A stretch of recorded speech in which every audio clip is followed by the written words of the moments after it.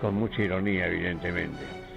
Bueno, les deseo el mejor de los progresos, les deseo el mejor de los futuros, pero que nunca estén caput. Gracias. Pero que nunca estén caput. Radiocaput.com.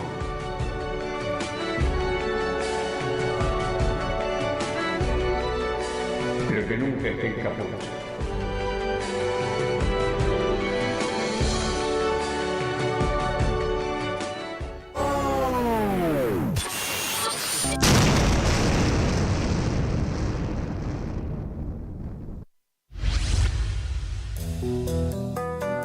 La lupa mágica de la palabra, donde se nos asoman los de las teclas y nos proporcionan un pedazo ya.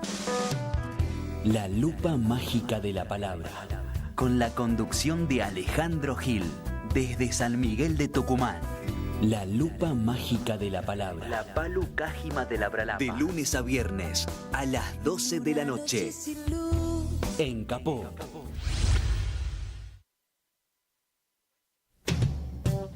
Radiocaput.com. Estás conectado. Estás en Caput. Nosotros, los otros. Un espacio de resistencia contra la discriminación, la xenofobia y la desigualdad. Si las palabras migran su significado, si nos exilian en nuestra propia casa, si la piel rechaza y el color separa, si los dioses discuten sus razones, si los géneros se sacralizan y los sexos no encajan, entonces simplemente seremos otros. Nosotros, los otros. Conducen Larry Levy en Radio Caput. Los periodistas asesinados, los desaparecidos. En el transcurso de las últimas temporadas de este espacio, abordamos con frecuencia el tema del periodismo, la comunicación y los actores principales de los medios, en tanto empresas y su relación con el Estado, con la legislación y con la política. Muy pocas veces repasamos estos temas con los mismos periodistas. ¿Qué pasa hoy a lo largo de todas las expresiones de la comunicación, ya sea la gráfica, la oral, la televisiva y las nuevas formas, como por ejemplo el streaming, que pone en revisión viejos conceptos de la comunicación, tal como la entendíamos hasta hace muy poco? La muerte del papel, la pauperización funcional de los grandes medios, la corrupción de los comunicadores y la cartelización de la comunicación a manos de los empresarios generan primero una precarización de la profesión y luego una degradación insoportable de la información como derecho ciudadano. Los ataques de los gobiernos de derecha contra la pluralidad de opiniones apuntó directamente sobre las productoras de información del Estado, con los matices que surgieron con el advenimiento de la democracia desde 1983. Es cierto que Telam, la TV Pública y Radio Nacional mostraron sesgos políticos de los sucesivos gobiernos, pero nunca se canceló o desfinanció con el propósito de censurar o anular la usina de información gubernamental como herramienta política de control. ¿Cómo se ve el futuro de la profesión? Es una gran incógnita en tanto se multiplican las autopistas por las que transita la información. No alcanza, me parece, con la sola opinión de la academia o de la política. El diseño de la comunicación deberá ser un trabajo colectivo que incluya a periodistas y comunicadores.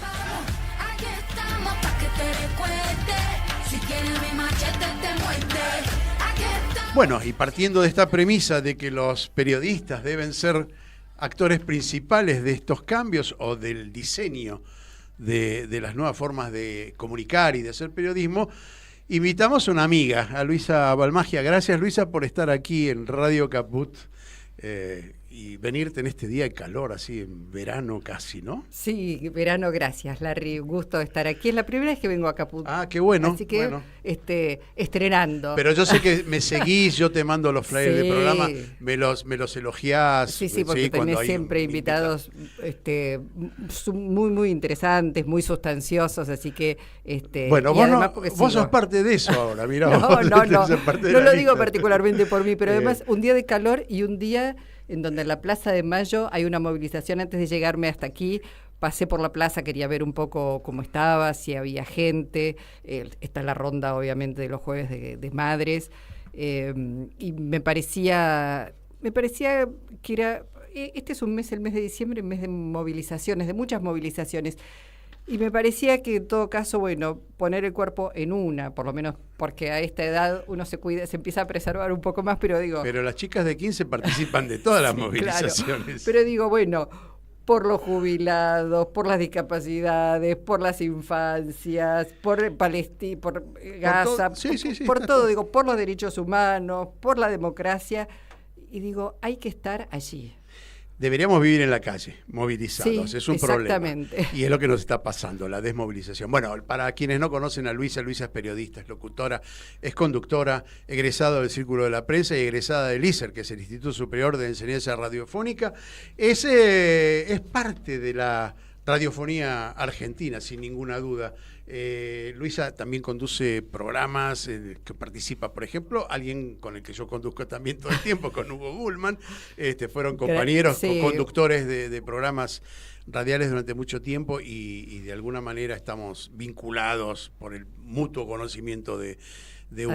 Así es, un gusto trabajar con Hugo. Luisa, bien dijiste, ¿no? Uno tiene que participar, ya sea por periodista o como persona, como militante, inorgánico inclusive, no Sí, necesariamente tiene que estar afiliado a nada, para participar de los acontecimientos del país, de estar en la calle. Lo aprendimos durante 10 años, fuimos quizás vos también a muchas marchas, teníamos la práctica habitual y de pronto algo pasó, que no pasó porque sí, y no pasó porque algo ocurrió, algún rayo misterioso cayó sobre Buenos Aires o sobre Argentina, sino que es un proceso.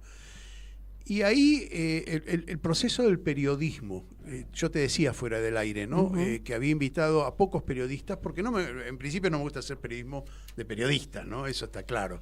No vamos a hacer nombres más que algunos emblemáticos, qué sé yo. La Nata es emblemático, ¿no? Y sí, Neusta es emblemático. Neusta es emblemático. Tenemos también Paloma Efron, por ejemplo, Blackie, que es muy emblemática, Sí, que fue sí. una gran periodista. Bueno, pero digo, vos sentís lo mismo que yo, somos de la misma generación, que hay una gran devaluación conceptual de la profesión. Absolutamente, sí, lo creo, me doy cuenta cuando escucho a algunos colegas, me doy cuenta cuando veo los productores que se contratan para abaratar costos, gente que no tiene, no solamente idea, porque todos fuimos jóvenes, yo también entré a trabajar muy joven y a los 25 años no conocía todo lo que conozco ahora, pero sí, la diferencia es que tenía hambre por aprender, por escuchar, por ver, me informaba, sabía lo que estaba pasando en el país. Ahora, la verdad es que yo me quedo sorprendido, no se pueden abaratar más costos, porque la verdad, los periodistas, los que trabajamos hace mucho tiempo, producimos, hacemos las notas, casi que las cortamos. Vos te acordás que antes nos contrataban. Tal cual. Ahora nosotros compramos los espacios, digamos, ¿no? Que sea de alguna manera universalizado y sí, normalizado. fue la desgracia que instituyó Bernardo Neusta a estos periodistas, a estas empresas a las cuales les interesa el país. Obviamente, algunas empresas les interesa el país, algunas más que otras. El país les puede interesar la información, no sé si les interesa. Pero es muy difícil encontrar periodistas. No voy a decir periodistas independientes, porque esa palabra también está devaluada, está absolutamente, no existe. Todos tenemos una ideología, y hablo de ideología, no solamente una idea política, o si somos apolíticos. Sí, por ahí también. no la partidizamos, pero sí tenemos una concepción política de las cosas. Digo, lo que elegimos comunicar, cómo lo comunicamos, tiene claramente, y no solamente es para informar, también construimos realidades cuando estamos informando. Eso hay que tenerlo siempre muy, muy presente. Bueno, creo que hoy muchos no tienen esa idea, muchos son utilizados. Claro, pero muchos no la declaran, porque lo que vos estás diciendo es sincerar. Uno tiene su ideología y habla desde un punto. Algunos lo ocultan y hablan en nombre de la libertad, en nombre de la república, en nombre, ¿viste? Han vaciado de contenido a las palabras. Absolutamente. Este es otro problema que tenemos. Y además el otro gravísimo problema que tenemos por delante es que estamos en la época de la posverdad. No importa la verdad, no importan los hechos concretos. Sobre eso, mira, cuando uno ve un noticiero, sobre todo en la Argentina, y estoy hablando ahora de televisión más que nada, te novelan todo. No te presentan, no te enterás de nada de lo que está pasando en el país, salvo 2 o 3 hechos. Digo, tómense el trabajo de ver un noticiero de televisión, de cualquier canal extranjero. Mira, yo no lo quería decir, pero yo en el exilio aprendí un periodismo, porque mi mayor, bueno, ahora ya no, ya hace como 30 años que volví, pero los primeros 15 años de mi vida de periodista los viví en el exterior y todo mi aprendizaje fue en el exterior.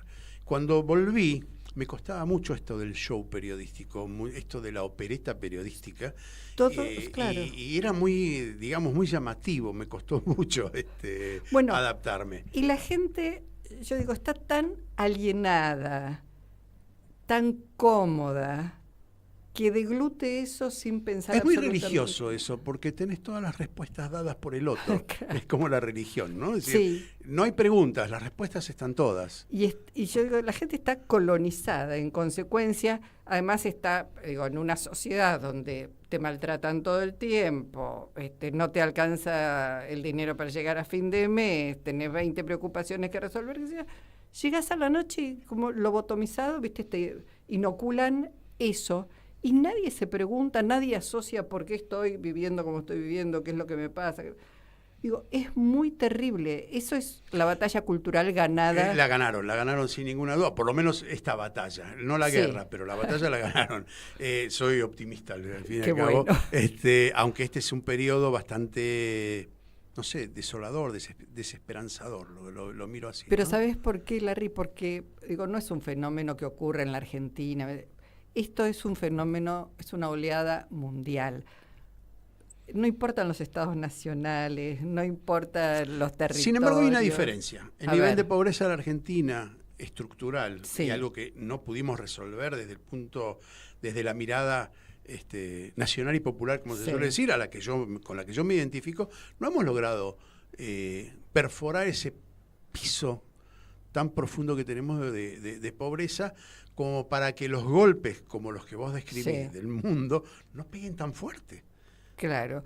Bueno, hay algo, voy a hablar de lo que quizás más observé con atención, del peronismo, de este último peronismo de Néstor y Cristina, ya no de Alberto Fernández, que fue, un desastre, pero ese peronismo que llega Kirchner, vuelve a darle significado a la política, vuelve a entusiasmar a la gente empieza a movilizarse, la gente empieza a vivir mejor, termina con el Fondo Monetario Internacional. Sin embargo, de arrastre queda una cantidad de gente que no ha trabajado, que necesita ayuda, los planes sociales. Llega Cristina, avanza, asignación universal por hijo, etcétera, derechos, etcétera.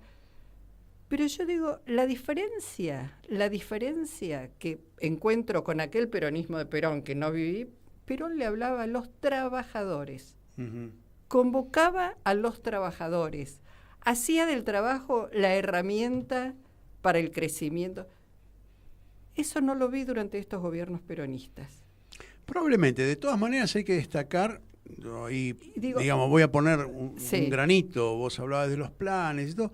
Cuando se fue Cristina fue la menor cantidad de planes, porque después vino Macri y otorgó más para callar la pobreza, es decir, una manera de evitar el desbande que producía las privatizaciones y su proyecto económico, multiplicó por varios números el asistencialismo estatal, digamos. Es cierto, pero esto discutiría mucho con quizás Carlos Tomada, que la vez pasada se enojó por un planteo que le hacía un periodista joven, pero no se logró generar trabajo de calidad. Más allá de que la industria creció, los gremios, por supuesto, se pusieron contentos porque volvieron a tener más afiliados, porque venían absolutamente desolados, pero no se logró generar trabajo registrado y de calidad. Bueno, por ahí tenemos otro problema, que es la falta de empresarios con identidad nacional. Absolutamente. Que no les interesa crear trabajo, les interesa crear esclavos.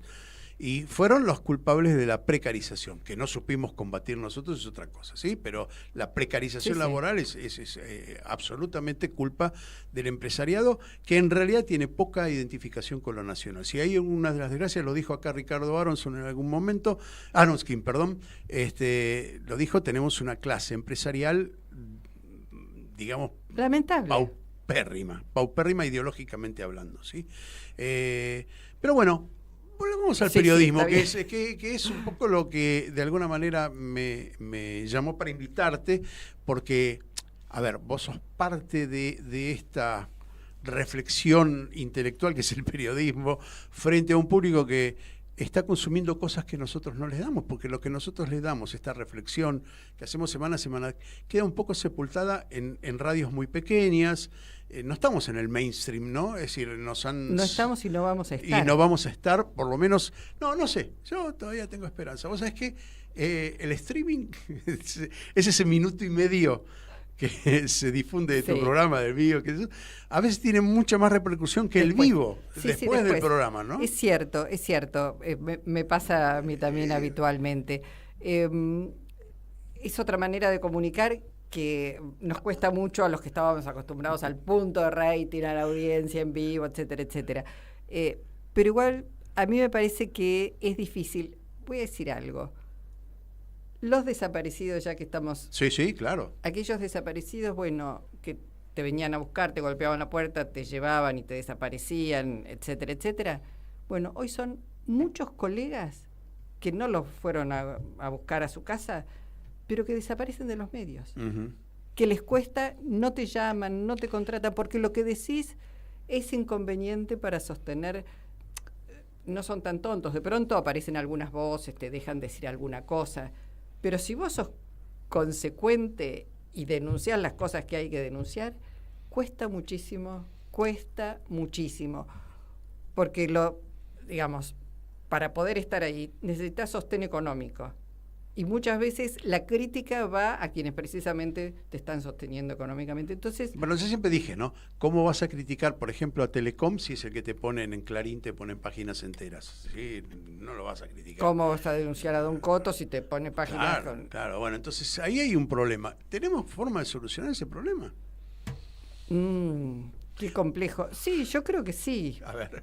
Transformando a las empresas de comunicación en empresas de comunicación y no una pata más de los negocios. Bueno, por esto ya lo dijo García Linera, ya lo firmó Correa, se acabó. En el momento que la empresa periodística se convirtió en empresa, el periodismo se convirtió en empresa, dejó de ser la verdad como fundamento, ¿no? No sé, la verdad, si supiera la respuesta me sentía mucho más tranquila y más feliz. Bueno, una de las cosas que yo me propongo en este programa es que no haya respuestas, que haya más que surjan las preguntas. Ahora, nosotros hace muchos años que nos movemos en esto y de algún modo tenemos opinión sobre lo que está pasando, tenemos una opinión muy certera. Vos decís, bueno, que las empresas periodísticas dejen de ser empresas, se conviertan en algo periodístico. Eso es imposible. Pero hay una batería de comunicaciones nuevas que a mí me está asombrando. No tengo respuesta. No creo que inclusive la academia, que por lo general se adelanta a lo que nosotros podemos elaborar como proyecto, tampoco tiene una opinión muy, muy clara. Esto del streaming, de la fragmentación de la comunicación, de que han logrado ganar la batalla de la que hablamos, la batalla cultural, no en los grandes medios, sino en las redes. Pero hay que ser muy preciso. El otro día Gustavo Córdoba y Asociados sacó un trabajo muy interesante sobre cómo se informa a la gente. Uh-huh. A través de... hoy básicamente los diarios, los medios tradicionales no existen. Sobre todo para la gente joven, que es la que... incide mucho más que nosotros estamos en el camino y ellos están iniciándose y votando y eligiendo. Bueno, la mayoría de 13 a... No lo tengo acá, lo tendría que haber traído. Bueno, pero todos se informan a través del streaming. Hay diferentes escuelas al respecto, ¿eh? TikTok, Instagram, sí, es cierto, después, todo eso. el fragmento ese pequeño. Ahora, el fragmento ese pequeño tiene una hilación. Vos le ves hilación, le ves la posibilidad de cooptar mente, digamos. Absolutamente, sí, porque es un pensamiento, no te permite desarrollar una idea, es efectista, apela muy probablemente a las emociones. A las emociones y a convalidar lo que vos ya tenés en tu cabeza estructurado. Los algoritmos también te ayudan con todo eso. Entonces, estamos en Pero un problema. esas armas no están a nuestro favor también si las sabríamos usar. Pero no las sabemos usar. No las sabemos usar. No sabemos cómo hablarle. Estamos todavía en ese proceso. Vos sabés que vos estás diciendo esto y yo recuerdo aquí también sentado por acá Alejandro Kaufman, que también me merece mucha estima. Una vez al año lo llamo, porque al principio, en las primeras temporadas, era mi ribotril. Él venía y me calmaba. No, mirá la cosa. En los últimos no tiene tanto efecto. Espero que me esté escuchando porque él sabe que yo lo llamo mi ribotril. Pero me decía, contra lo que decía alguien que también participó de este programa, una chica de sociales que estaba en la cuestión de comunicación, Yamila, Campos creo que era. Alejandro dice: todavía la información en general, el diseño de la información lo manejan los grandes medios. Y después se fragmenta y va decantando hacia los jóvenes que no tienen la paciencia de mirar un noticiero o de estar más de 3 minutos frente a un mismo personaje. Y ella decía que no, que el TikTok había ganado, si no lo dijeron en el mismo programa, sino en programas diferentes. Por eso te digo, ¿viste? Sí. La cuestión de la academia y nosotros, que ejercemos el periodismo, estamos tan desconcertados entre esas opiniones que nos cuesta seguir adelante. Lo que pasa es que hoy nadie te escucha más de 5 minutos, nadie lee un texto de una página completa, es todo instantáneo, efectista, apela a los sentimientos y a lo más primitivo que tenemos. Si no logramos permear por ahí algo que conmueva, estamos realmente en problemas. Yo me doy cuenta que sigo hablando tratando de explicar procesos que digo, ¿a quién le importan? A mí me importan. Los chicos no tienen ni la paciencia ni la voluntad y están formateados para eso, además. Es sumamente interesante ahora que estén planteando quitarle los celulares a los pibes en el colegio, en las aulas, y dejárselos usar recién a partir de los 16 en años. En Australia lo acaban de legislar, ¿sí? Porque realmente hasta eso te genera una nueva manera de pensar el mundo. Digo, no tenés la posibilidad de desarrollar, de analizar. Es todo un bombardeo. Bueno, te tiro con otra. O sea que tengo tirando cosas que yo pienso como vos, pero me desafiaron en la entrevista. Volnovich creo que era. Juan Carlos Juan Carlos Volnovich. Me dijo, no, dice, no te confundas. Hoy los pibes leen, en los barrios periféricos leen gracias al teléfono. Entonces no lo descartemos, ¿no? Miremos ese fenómeno como un fenómeno. Dice, de otra manera, no sé si hubiesen leído con la rapidez y la espontaneidad que están leyendo para enterarse, para ser parte. Y me dejó pensando, y algo de razón puede tener. Sí, pero el fenómeno masivo no es ese. El fenómeno, ningún pibe, insisto, si los ves, hoy venía para acá en el subterráneo y estaba todo el mundo tiqui. Grandes y chicos, no solamente los chicos. Claro. El subterráneo es el colmo de la individualidad. Pero metidos ahí adentro, sí. Además lo que hace es que no registre lo que está pasando a tu alrededor. Es como una burbuja, estás metido en una burbuja donde... Igual te sigo preguntando, porque está bien lo que vos decís, pero yo, por ejemplo, voy siguiendo de una hija de 21 años, sí. Chica todavía. Que no te escucha, pero seguro... Me escucha, a la par que Cada escucha tanto. otro... No, me escucha, pero a la par que escucha otras cosas, es multifacética, es multifuncional para escuchar, pero su mirada de los acontecimientos tiene que ver con lo que fue palpando ideológicamente de sus padres, ¿sí? De mi mujer. Sí. Entonces digo, hay una mirada también que... Pero no le estoy echando la culpa a los pibes, ¿eh? Lo que estoy diciendo es cómo se informa en general la sociedad. Hoy, a través de los medios tradicionales, se informa, ni siquiera nosotros, los adultos mayores de 60 en adelante, por ahí recurren a algún noticiero, pero la gran mayoría lo hace a través de redes, a través de medios, a través de plataformas. Entonces, si no logramos permear allí el mensaje que queremos mandar, que también te rescate, pero que abra la cabeza, porque la verdad es que si no, es una batalla de inocular ideas sin que la gente pueda estamos viviendo eso, ¿no? La cuestión de las vacunas, cuestiones que ya están cerradas cuando no están cerradas, cuando aún falta un pensamiento padres reflexivo. Que fueron vacunados por sus padres, a sus hijos no los están vacunando hoy. Entonces vos decís, bueno, ¿qué pasó allí? Por eso te digo, hay algo, no solamente que estamos haciendo mal, sino que esa manera de enterarte, informarte, comunicar, está generando una manera diferente de pensar, sin herramientas para el análisis, sin historias previas, digamos, es esto, es así. Y una cancelación inmediata del prójimo, ¿no? Muy rápida, bueno, ya cancelamos todo lo que diga el otro. Y eso es gravísimo, pero no le encontramos el agujero al mate, dicen. Tal cual. Es difícil. Vamos a ir a una pausa en Nosotros los Otros, porque después nos vamos a meter un poquito a relacionar todo esto que estamos hablando, que me parece sumamente interesante, con los temas más urgentes de la política y cómo los enfoca el periodismo, digamos, ese periodismo del que nosotros no queremos tener relación o adjuramos de él, no queremos tener eso, y sin embargo son temas que no los tratan. Ahora te lo voy a contar porque lo trato en todos los programas. Vamos a una pausa. Martín Loza allí en los controles nos conduce a la primera pausa de Nosotros los Otros y seguimos después con Luisa Balmagia. Enseguida volvemos con Estamos aquí. Nosotros los Otros. Estamos aquí. En Radio Caput. Estamos aquí. ¿Querés arrancar la mañana bien informado? ¡Rompelo! Infosiberia, las noticias en tu celular. Manda tu mensaje de WhatsApp al 11 36 16 00 88 y recibilo gratis todas las mañanas. Sos la única que me hace feliz cuando nadie te dice la verdad. Infosiberia, las noticias en tu celular. Manda tu mensaje de WhatsApp al 11 36 16 00 88 y recibilo gratis todas las mañanas.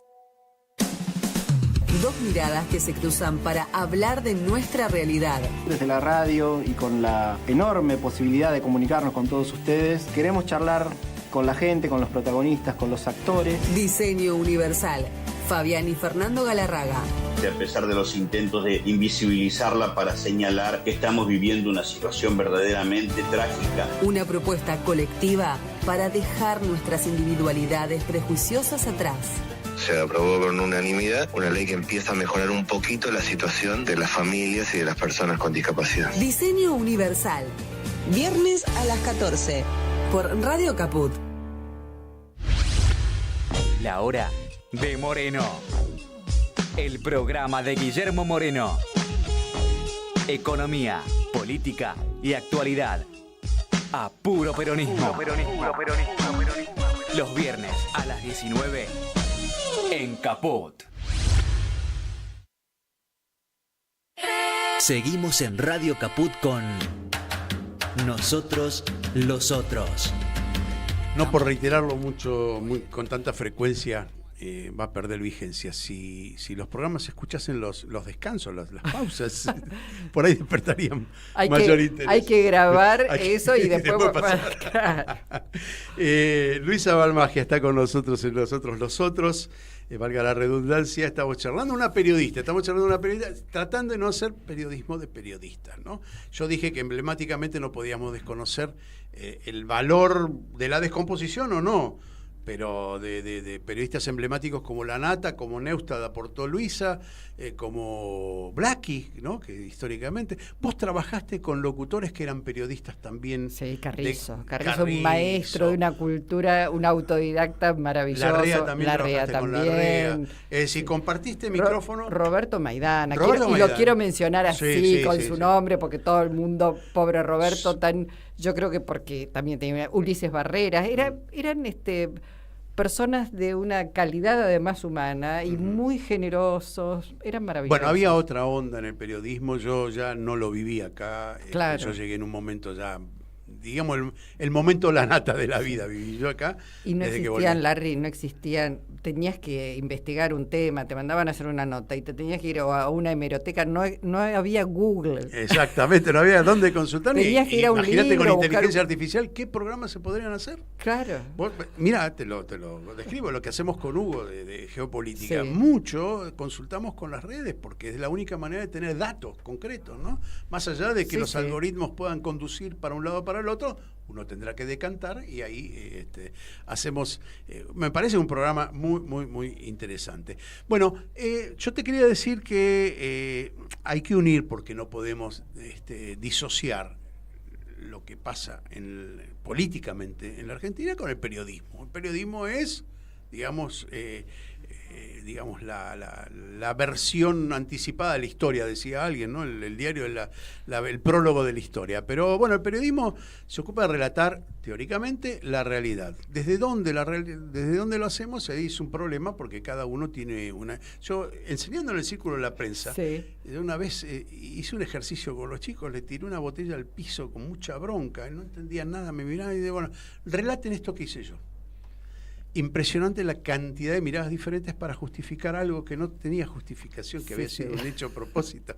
Digo, esto es el periodismo, cómo uno lo mira, los mismos hechos los puede mirar desde otros puntos. Pero, a ver, siempre digo y enuncio tres valores que no supimos resolver.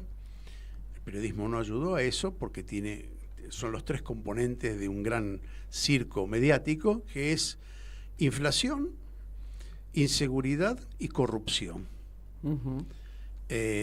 Cosas que el gobierno nacional y popular o los gobiernos nacionales y populares no supieron resolver, no porque no quisieran, sino porque no sabían enfrentarlo, y no porque fueran corruptos, no porque les interesase o connivencia con la inseguridad, ni quisieran tener inflación, que es la peor propaganda que puede tener un gobierno. Entonces, ¿tenés alguna idea de cómo el periodismo aborda estos temas? Bueno, el periodismo ayudó a crear el monstruo de que los gobiernos nacionales y populares, no voy a decir peronistas, solamente nacionales y populares son corruptos, malos, feos, sucios, y que la inseguridad, así que abren la puerta para que salgan todos los delincuentes y el garantismo de Zaffarón y todas esas cosas. Y lo machacan y lo repiten. Y aunque vos vayas con datos estadísticos y les demuestres que eso no es así, ya está instalado. Lo dijiste vos, la verdad no importa. La verdad no importa. La verdad no importa. Y el periodismo contribuye muchísimo, muchísimo a eso. Una colega me contaba que no voy a mencionar porque si no estoy haciendo periodismo de periodista. Estoy perjudicándola, pero bueno, un hombre muy exitoso como empresario del periodismo, que creó un canal, una radio, tiene el portal más visto, etcétera, etcétera. En algún momento se puso en contra de Macri porque no le daba un negocio que él quería tener. Entonces, todos los días a la mañana se juntaba con la gente y decía, bueno, a ver, no, esto se dice así, esto es así. Cuando se resolvió el tema, volvió y dijo, bueno, no, se acabó esto. Vamos con... Bueno, pero y el periodismo te quedas afuera. ¿Sí? ¿Qué haces? ¿Cómo le decía a tu jefe yo, no? Si es el que te firma el cheque a fin de mes, o el sueldo, ¿no? A fin de mes. Entonces, por eso digo, las empresas periodísticas hoy son empresas para presionar. Siempre, digo, tampoco voy a decir que el diario La Nación, Radio Rivadavia antiguamente, no tenían sus intereses políticos, su ideología, pero hoy son una unidad más de negocios mucho más grandes de lo que significa hacer periodismo o conseguir alguna prebenda o alguna cosa. Hoy son armas extorsivas que te sacan, te ponen gobiernos, te ponen ministros. Esto es así. Entonces, los periodistas somos muy responsables de eso, muy responsables de eso. Igual creo que hay límites y creo que hay periodistas que han sobrevivido y han hecho su tarea dignamente, y yo creo que también los empresarios saben a quién presionar, quiénes son, quién se deja presionar y quién no, y quién tiene buena pluma, lo digo entre comillas, ¿no? Que tiene valores periodísticos. Creo que eso también existe. Sí, claro que existe. Ahora la pregunta es si entre nosotros mismos, los periodistas, tenemos un criterio. Está en la vieja discusión de si hacer o no el tribunal de ética, ¿no? Colegiarnos y hacer un tribunal de ética, como lo tienen los médicos, como tienen... ¿Vos qué pensás al respecto? No lo sé. Francamente, nunca, no es algo que me haya preocupado. Lo que sí creo es que hay que sentarse a discutir qué es lo que vamos a hacer. Pero, porque Luisa, reconozcamos que un tipo que gana 3, 5, 10 millones... No le interesa. Y nosotros, digamos, que lo hacemos con buena leche, como se dice, cobramos, qué sé yo, mucho menos que eso, y no hay esta cosa de premio y castigo en la profesión, como la hay en otra profesión. Si vos te excedes, haces mala praxis en la medicina, bueno, te sanciona, alguien te sanciona. No voy a hacer periodismo de periodistas, pero vuelvo a decir, ¿vos crees que Luis Majul tiene credibilidad? El discurso de él, como el de Feynman, como el de, en su momento Lanata, y prendieron en un nivel, digamos, de lo que vos decías. Lo importante no era la verdad, sino era el show, ¿no? Está todo, igual te digo, está todo tan segmentado que van a un sector así, van a un sector mínimo que les puede creer. La verdad es que el periodismo y está... el resto es necedad pura. Ahí me quedo preguntándome. No, yo creo que hay un público para todo. Creo que se ve más que para informarse como un show, a ver qué es lo que dicen. En algunos sectores que no tienen herramientas. Hay un muchacho, Sergio, que sale a hacer reportajes en la calle, no sé si lo seguís. Sí. Y cuando escuchás la respuesta de la gente, decís, eso es Majul, eso es Feynman, eso es... hay algo de credibilidad inocente, llamarlo, no sé, pero... que en realidad lo que hacen ellos es reproducir lo que la gente quiere... Lo que la gente quiere escuchar. Puede ser, yo creo que la gente quiere escuchar eso. Trabajan sobre el pensamiento más plano y más común de la gente. Yo creo que están trabajando para eso. ¿Cómo ves, Luisa, la política, los políticos? Nosotros tenemos una mirada, digamos, de informar, a veces de editorializar. No le hablan a la gente. Yo digo que hay una desconexión muy grande entre el sindicalismo, la política, la academia, con las bases que pretenden representar. ¿Lo ves de ese modo? Absolutamente. Yo creo que hace ya mucho tiempo que dejaron de hablarle a las personas de los problemas reales que tiene la gente, de los problemas que no supieron producir. A mí me da, en algún momento la política y los gobiernos nacionales y populares se enojaron con la gente porque la gente ya se había olvidado que habían comprado su casita, que habían viajado y querían más y querían parecerse un poquito más a una clase media más acomodada. Y entonces machacaban y les dimos esto y conseguimos aquello y fuimos por... Ya está, es algo dado y estás ahí para eso, no tenés que recordarlo todo el tiempo. En todo caso, tenés que decirle, vamos a hacer esto. Han dejado de hablarle a la gente.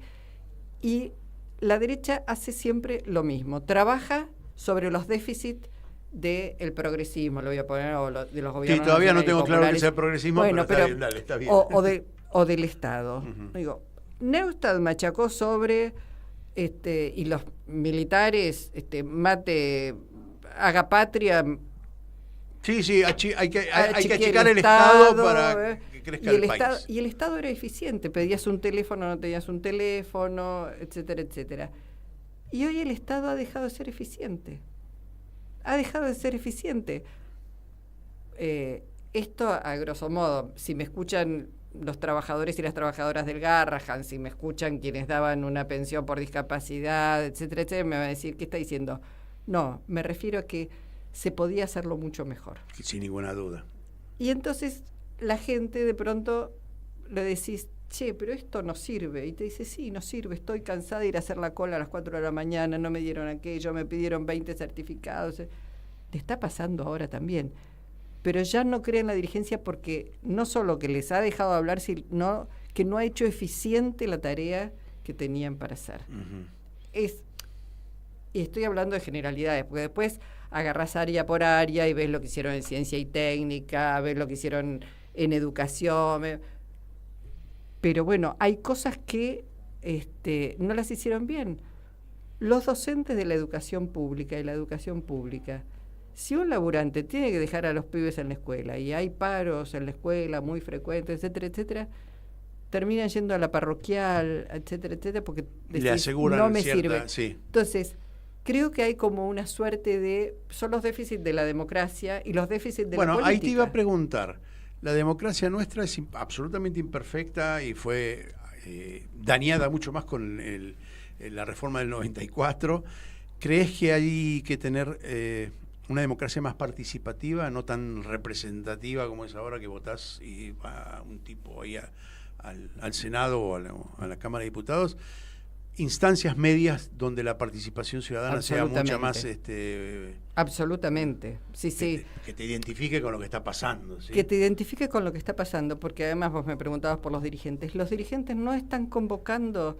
Digo, ¿cuándo fueron algunos dirigentes? ¿Cuándo salió la CGT en ese momento a apoyar a los jubilados? ¿Cuándo fueron los hinchas de los clubes de fútbol? Cuando vos me decís eso, yo te digo que extraño aquellas manifestaciones donde los dirigentes y los políticos y los sindicalistas iban codo a codo, brazo a brazo, al frente de la manifestación y ligaban los palazos primero. Esto es de nuestra época, de nuestra juventud. Bueno, esto se perdió. Es cierto que no podés movilizar todos los días, que cuesta movilizar, etcétera, etcétera, pero las estructuras están. Lo que pasa con los jubilados es pero bochornoso. Lo que pasó con discapacitados, lo que pasa, porque sigue pasando. No es que, con los jubilados no van más, la gente no va más. Y si van los 5 jubilados que protestan... Y les pegan, y los apalean, y es monstruoso. Y sigue pasando. Y no ves ahí ni a la dirigencia. Yo voy a decir, veía los carteles hoy, Cristina libre, libertad Cristina. Está bien. Y los jubilados, no vi un cartel por un jubilado.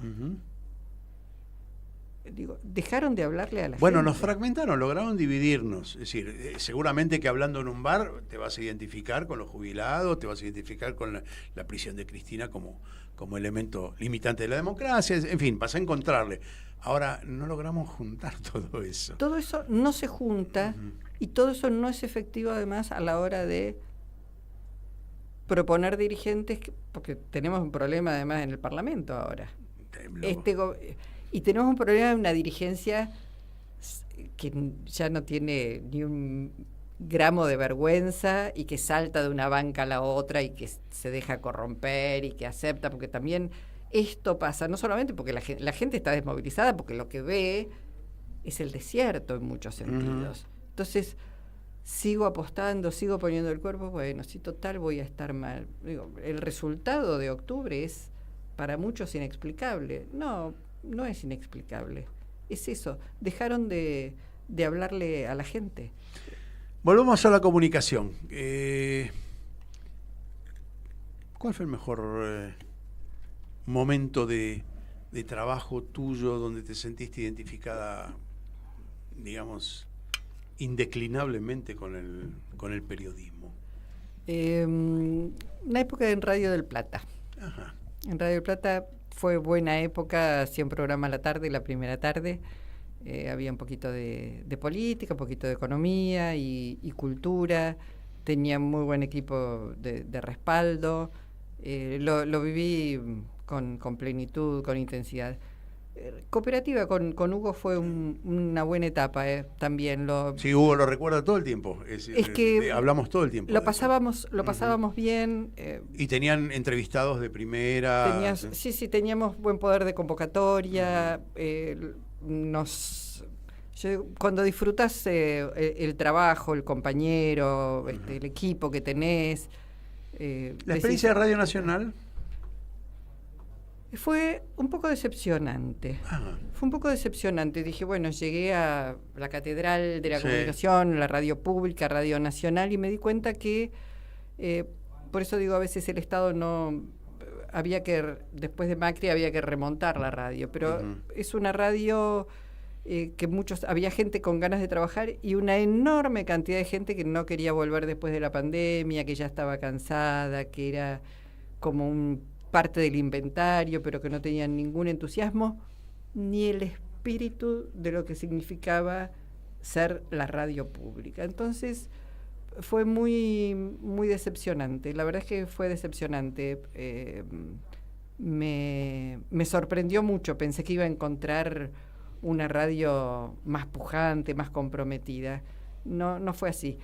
Igual hicimos, el equipo que tuve, trabajé con buena gente, sé que las intenciones de la dirección fueron, poner a la radio, pero no fue una buena época porque a los gobiernos tampoco nacionales y populares les interesan los medios públicos. No van a los medios públicos, no dan notas en los medios públicos. Van a TN, y está bien que vayan a TN, por supuesto. A los medios opositores. En las radios alternativas nos pasa una cosa muy singular. Cuando están en el gobierno no te dan bola, no vienen. Y vienen cuando están en situación de oposición y te piden. Lo cual no me molesta, pero digo, cierta ecuanimidad. Bueno, por eso digo, y después entonces vienen y dicen, no sirven los medios públicos, pero si va un presidente o un ministro a una radio pública o a un canal público, seguro todos los medios van a levantar esa nota. No, van a un canal privado. Pero eso pasa también en el gobierno no popular, es decir, estos tipos tampoco van a los medios nacionales. Y ahora ni siquiera necesitan poder, se manejan por redes. Ni te dan conferencias, van a un canal por streaming, el canal del Gordo Dan y todo eso, se sienta ahí el ministro, y no, tienden a desaparecer los medios tal cual los hemos... Bueno, dale, contame entonces cuál es tu mirada hacia adelante, a ver si podemos acertar con algo. Quizás más fragmentación, quizás este público on demand que de pronto ve una cara, ve un nombre y dice, encontrar expertos que sepan cómo manejarse con los algoritmos, cómo lo cual es bastante desconcertante. Para contarte, de este mismo programa, sacar un reel de un minuto y medio, de declaraciones a veces que ni siquiera tienen importancia, tienen una repercusión de 40.000 vistas. Y cuando sacás un tipo con una declaración importante, algo de lo que estemos hablando, 500, 3.000, es decir, es absolutamente dispar. Y no le podés agarrar el ritmo. Sí, decís, ¿qué le importa a la gente? ¿Qué le interesa a la gente? Es imposible saberlo. ¿Será la hora en que lo publicás? Me pasó acá con alguien, tuve 2 entrevistados y saqué 2 reels de cada uno. Y de uno tuve 20.000 y del otro 5.000, ¿no? Y después el segundo de cada uno los publiqué todos a la misma hora, en el mismo momento, por las mismas redes. 500, 600, no entendí. La verdad que no entendí cómo funciona el algoritmo, ¿no? Porque uno puede despertar 20.000 reproducciones y el otro 500. No sé si es el algoritmo, no sé. Tiene que ver un poco quizás con la espectacularización más que con el contenido. Que eso también es un problema. Pero la imagen era la misma, porque los dos se veían, los 2 reels de cada uno, en la misma postura, en la misma posición, eran 2 momentos diferentes del programa. Pero a mí me llamó mucho la atención porque, uno puede decir, mira, dijo una cosa importante tal persona, entonces vamos a darle difusión. Y vos vas, haces el reel, elegís el momento, el minuto y medio, y decís, mirá, sustancioso. No tenés respuesta. y después dijo, hola, ¿qué tal? Buenas tardes. Sí. Y tuvo 20.000. O tuviste un exabrupto, te saliste un poquito ahí de está. tono. Sí. Pero No. por eso te digo, ¿qué le importa a la gente hoy? ¿Qué hay en la cabeza de la No gente? tengo la menor idea. Sigue siendo para mí una incógnita. Es muy complejo. Bueno, nos quedan complejo. pocos minutos. A mí me gustaría que podamos hacer, no un resumen, porque no hay resumen. Lo que estuvimos haciendo fueron miradas parciales de lo que pasa en nuestra profesión. Hay mucha gente haciendo la carrera de comunicación, hay mucha gente intentando, mucha gente seria. Yo digo, pibes jóvenes que seriamente estudian, se profesionalizan. ¿Tienen perspectiva? ¿Vos le ves perspectiva al periodismo en sí mismo? ¿O seremos de acá en más a una imagen de inteligencia artificial diciendo lo que quiere decir la gran empresa? Es un gran desafío, es un gran desafío. Yo creo que hay lugar para los nuevos comunicadores. Es un desafío encontrar los medios, armar los medios, ese lugar que no sea reemplazado por la inteligencia artificial. Creo que va a ser así en tanto y cuanto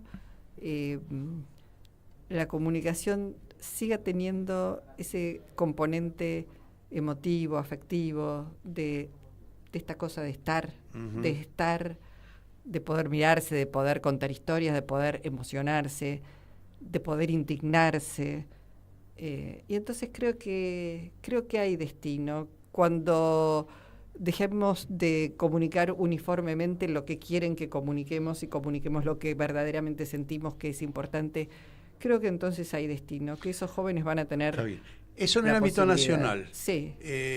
Dijimos que el fenómeno de algún modo es mundial. ¿Hay algún medio que te merezca respeto a nivel mundial, de renombre? Uno tenía la BBC como referente, teníamos El País como referente, la Deutsche Welle en algún momento. ¿Te parece que hay algún medio que al día de hoy sea creíble, que no esté contagiado de este virus de la posverdad?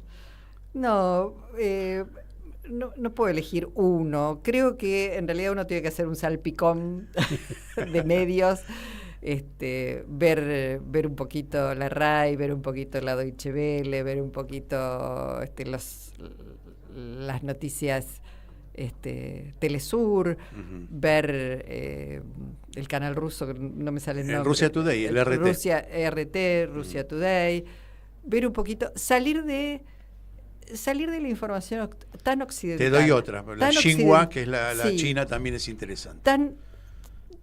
Hay que salir un poco de la información occidental. Hay otra manera de ver el mundo. Hay otras cosas que desconocemos porque estamos muy formateados por esta mirada. Bueno, yo te decía antes de salir al aire que con Hugo hacemos el programa de geopolítica y descubrimos de algún modo que en otras latitudes hay otro reloj, ¿sí? Hay otra dinámica social que no es exactamente la de estar corriendo el colectivo ni de llegar un segundo antes que el otro con el auto, y que viven mejor quizás, ¿no? Es decir, con una dinámica, con una concepción espiritual diferente, inclusive la del trabajo.